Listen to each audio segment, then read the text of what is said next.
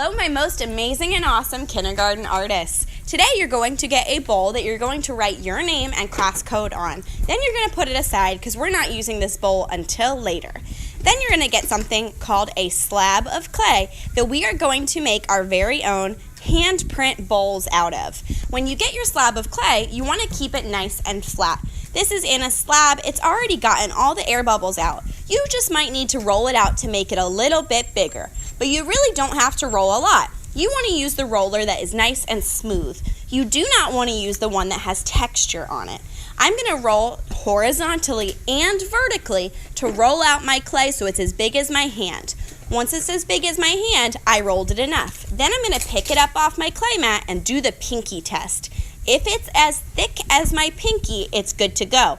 If it's thinner than my pinky, then I got to start over.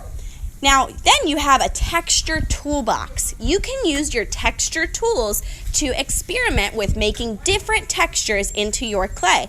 Texture is how something feels. If you want to make a texture, you just press it down lightly into your clay. It's important that when you're pressing your texture, you press super lightly. You don't want to actually punch through the clay. You just want to etch on top of it or draw. If you don't like the texture, you can always dip your finger in a little bit of water and erase it. That will erase it, but if you add too much water, it'll just turn to goopy glue. Then I'm going to press a new texture on top. There are all different kinds of texture tools that you can use on your clay. Once you're happy with your clay slab, then we can start carving out or tracing our hands. I'm going to work on my textures for a second, pressing with different things. You have real pottery tools in your bin that you can use to make different textures. I'm pressing different textures using my real pottery tools. These pottery tools are wooden and found in your supply bin on your table. They are not in your texture bin. You'll find those and you can draw with them. You can make different lines with them. You can make different patterns. A pattern is anything that repeats. So I'm going to make a line of polka dots. Maybe then I'll make a line of dashes or dots. It's totally up to you what patterns you create on your slab of clay. Once you're happy with your slab of clay and you love the patterns that you create, then we're ready to trace our hand. You want to pick up your slab of clay before you do, just to make sure it's not stuck to your clay mat. Then, when you realize that it's good to go, you can carefully trace your hand. When you're tracing your hand, you're going to use your pointy stick tool and your hand that you don't draw with. That's the hand you're going to press down and carefully trace as your other hand uses the tool, tall like a soldier, to cut out your hand shape.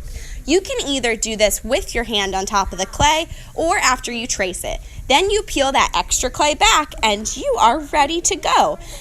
Now, with my extra clay, I can make another slab by pressing it down and rolling it out. With that extra slab, I'm going to use a cookie cutter to punch out a heart. Now, when I punch out that heart, I'm just going to roll it out as thin as my pinky again, no thinner, no thicker, and then I'm going to use a little heart to punch it. But before I do that, I'm going to use a little bit of water on the edges and smooth out my fingers. That way I have no sharp edges, because if I leave any crumbs on my fingers, then it will turn. You don't want your edges to be too sharp, otherwise we won't be able to use it when it comes out of the oven. So I'm just smoothing out those fingers, and then I get to use that extra clay once it's all smooth. Now, those toothbrushes are also there for a reason. They're going to be to attach what I cut out of my extra clay onto the center of my hand. So I'm going to use that extra clay right there to punch out a heart. When I'm punching out the heart, I just take my flat piece of clay and I push down into it. Then I'm going to pick up my heart and put it in the middle of my hand. But you'll notice if I just put it in the middle of my hand, it doesn't stick. I need to actually press it down and use the toothbrush. The toothbrush works as clay glue. It scratches and attaches to make it stick. If you just stick it on, it will not stay, so I need to use the toothbrush to scratch. I have to scratch both sides to make it stick, just like a clay Velcro. So I scratch both sides and then I can attach. So I scratch with the toothbrush and then attach. Then it's good to go. I just smooth and smush it on there and do the wiggle test. If it wiggles and falls off, I need to re-scratch and attach. Once you're all finished, these will get put carefully into a bowl, but Miss Q might do this part for you. So after you're done, Miss Q will put it in a bowl, but today you're just working on tracing your hand, getting those patterns on there, and then you're good to go. Make sure that when you clean up, you use an art wipe, because clay can't go down the sink. So you need to make sure you put away all your texture tools and then use an art wipe. All right, awesome artists. Have a great time. Make sure that you're cleaning up really good. And I can't wait to see what you create. Bye.